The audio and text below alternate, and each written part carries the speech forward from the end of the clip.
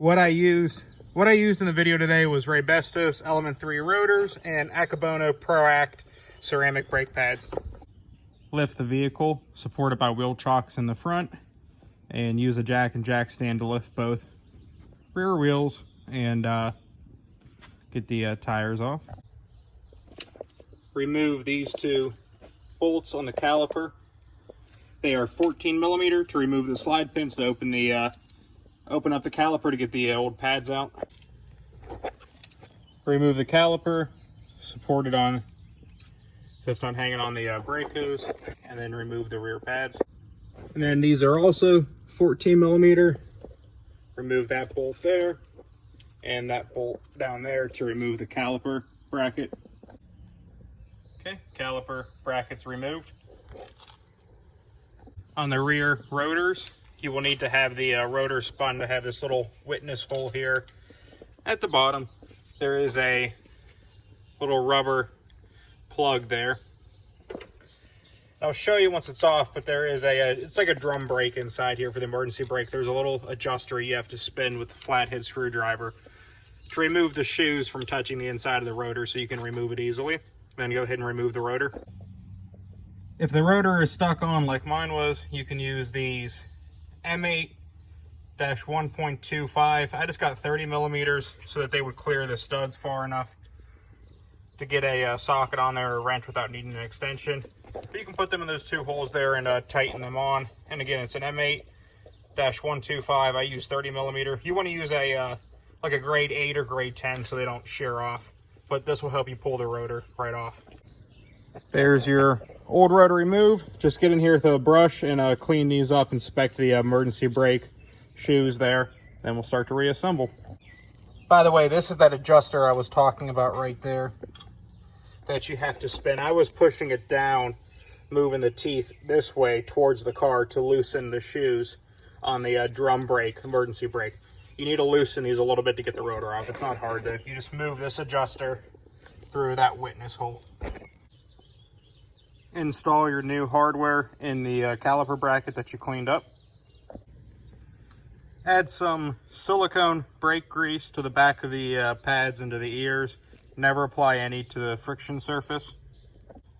Then remove your caliper slide pins and just make sure you grease them nicely so everything slides back and forth good. Then you can use a tool. It's the one that I have. It's an Orion Motor Tech. Just push the piston back in the caliper all the way. Pay attention to how it goes in, if it's any resistance and all gritty, or just pay attention to the condition of the caliper piston, but push it back in. Use a torque wrench and torque the two caliper bracket bolts in the rear to 48 foot-pounds of torque. Then use a torque wrench and tighten the caliper slide pin bolts to 20 foot-pounds of torque.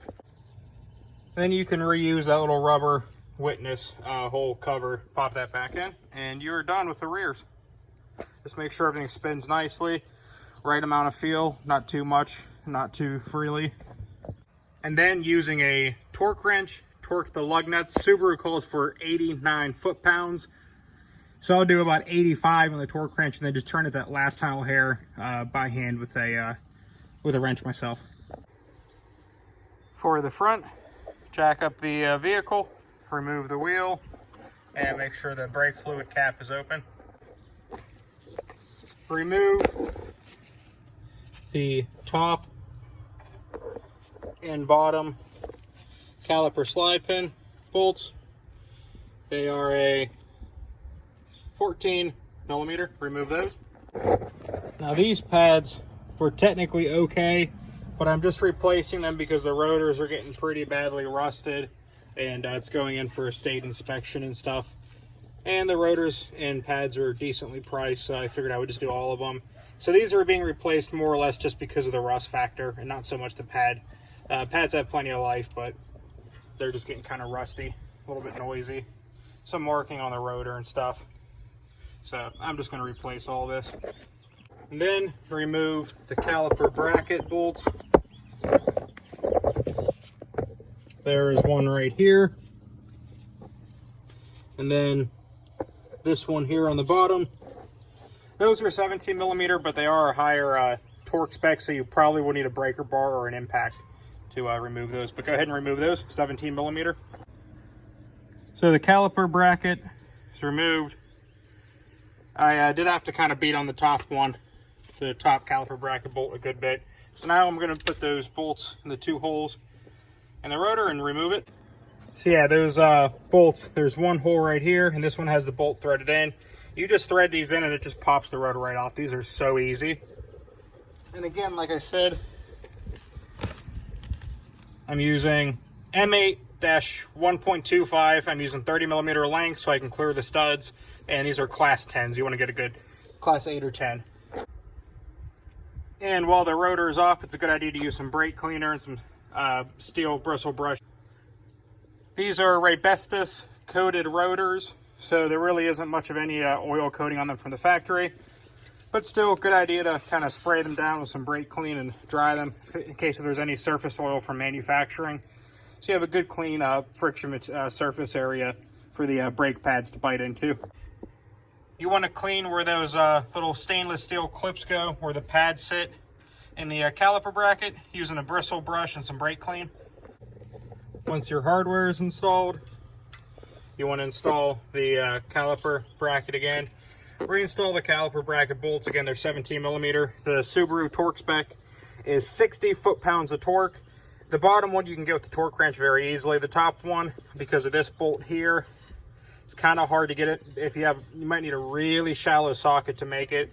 However, I'm just going to use a wrench on the top one and do it by feel. The bottom, I'm using a torque wrench to 60 foot-pounds, and top one about to there with feeling with a wrench. Now I'm taking out these caliper slide pins, and I'm just going to lubricate them up. This one isn't lubed yet, but we're going to put some Sil Glide on each caliper slide pin.